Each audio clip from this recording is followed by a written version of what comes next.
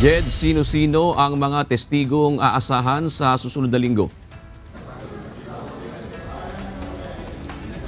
June, matapos nga yung pagharap ng mga dating state auditor ng Commission on Audit nitong mga nakaraang araw, inaasahan sa susunod na linggo na iuupo o ihaharap sa witness stand si House Legislative Archive Division Chief Marivic Pareha, maging yung mga dating Special Disbursing Officer ng Office of the Vice President at ng Department of Education.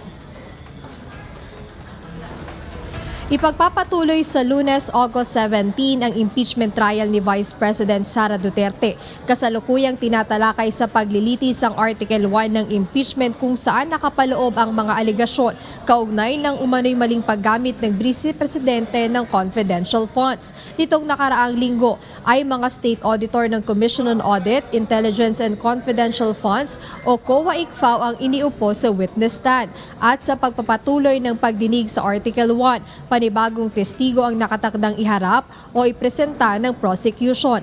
Ayon kay Impeachment Court Spokesperson Attorney Reggie Tonggol, isa na rito si House Legislative Archives Division Chief Marivic Pareha na susundan ng ilang dating Special Disbursing Officer ng Office of the Vice President at Department of Education.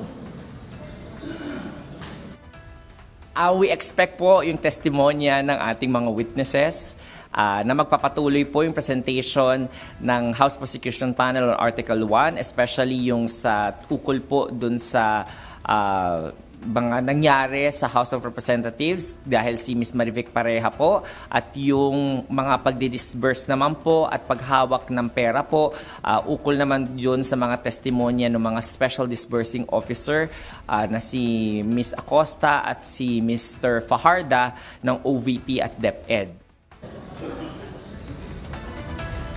Dagdag ni Attorney Tonggol, matapos pagbigyan ng korte ang hiling na judicial notice ng prosecution para sa official records ng ilang House Committee hearings, inaasahang hindi magiging mahaba o matagal ang pagharap ni Pareha sa impeachment court, kaya naman posible na 4 na testigo ang sumailalim sa pagsusuri sa susunod na linggo.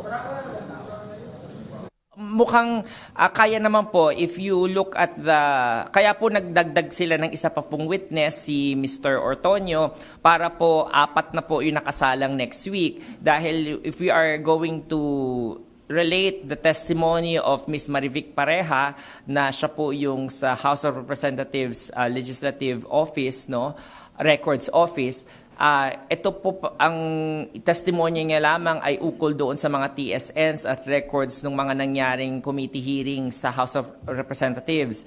At ito po yung same na mga records at fact na may nangyaring hearing na ganon na nag-take judicial notice din po ang ating impeachment court. Gayunpaman, ayon kay Attorney Tonggol, hindi pa alam kung anong ibang bagay outside the judicial notice ng korte ang itetestify ni Ms. Pareha sa Lunes. Ngunit dahil may judicial notice na ay hindi na as extensive yung testimonya ng nabanggit na witness, kaya posible na mas maikli na ito. June, sa susunod na linggo, asahan yung paglalabas din ng ruling ng presiding officer regarding naman doon sa naging manifestation kahapon ng lead counsel ng respondent. Maging inaasahan din sa susunod na linggo is yung motu proprio observation doon naman sa behavior ng mga counsel in and outside the court. So ayun muna update, balik sa inyo, June. Maraming salamat, Jed Neresina.